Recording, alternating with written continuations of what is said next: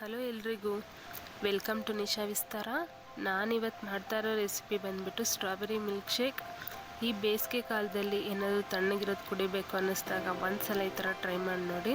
Strawberry milk shake ಮಾಡೋದಕ್ಕೆ ಏನೇನು ingredients ಬೇಕು ಅಂತ ನೋಡ್ಕೊಂಡು ಬರೋಣ ಬನ್ನಿ. ನಾನಿಲ್ಲಿ ಸ್ಟ್ರಾಬೆರೀಸ್ ತೊಗೊಂಡಿದ್ದೀನಿ 1 ಕಪ್ಪಷ್ಟು.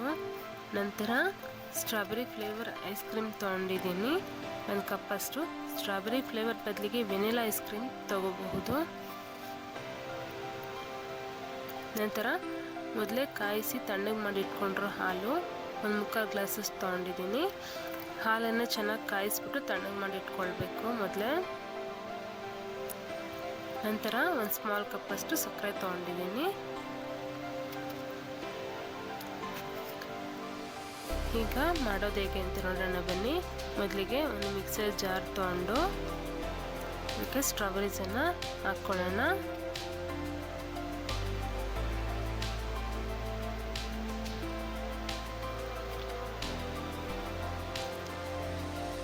ನಂತರ ಸಕ್ಕರೆಯನ್ನು ಸಹ ಹಾಕ್ಕೊಳ್ಳೋಣ.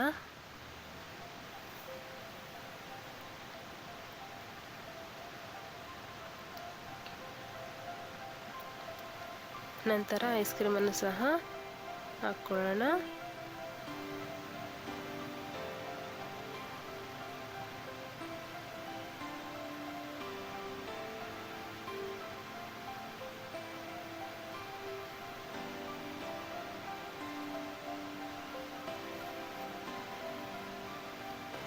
ನಂತರ ಹಾಲನ್ನು ಸಹ ಹಾಕ್ಕೊಳ್ಳೋಣ.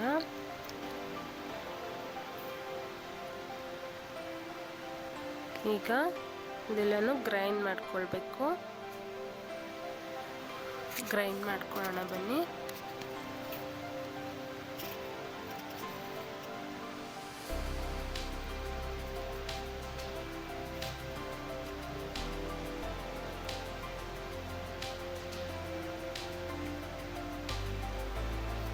ಸ್ಟ್ರಾಬೆರಿ ಮಿಲ್ಕ್ ಶೇಕ್ ರೆಡಿ ಆಗಿದೆ. ಸರ್ವ್ ಮಾಡ್ಕೊಳ್ಳೋಣ.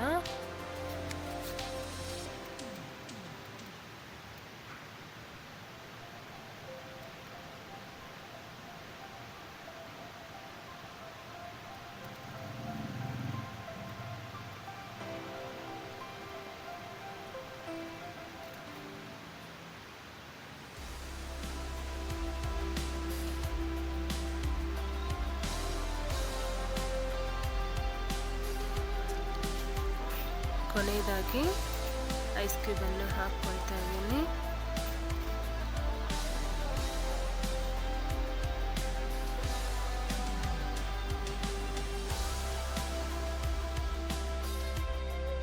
ಇದೀಗ ಸೂಪರ್ ಟೇಸ್ಟಿಯಾಗಿರೋ ಸ್ಟ್ರಾಬೆರಿ ಮಿಲ್ಕ್ ಶೇಕ್ ರೆಡಿಯಾಗಿದೆ. ಒಂದ್ಸಲ ಈ ಥರ ಮಾಡಿಕೊಂಡು ಟೇಸ್ಟ್ ಮಾಡಿ ನೋಡಿ ಹೇಗಿದೆ ಅಂತ ಕಮೆಂಟ್ ಸೆಕ್ಷನಲ್ಲಿ ಕಮೆಂಟ್ ಮಾಡಿ.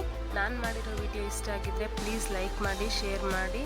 ನೀವೇನಾದರೂ ಹೊಸದಾಗಿ ನನ್ನ ಚಾನಲನ್ನು ನೋಡ್ತಾ ಇದ್ದರೆ ಪ್ಲೀಸ್ ಸಬ್ಸ್ಕ್ರೈಬ್ ಮಾಡ್ಕೊಂಡು ಸಪೋರ್ಟ್ ಮಾಡಿ. Thank you.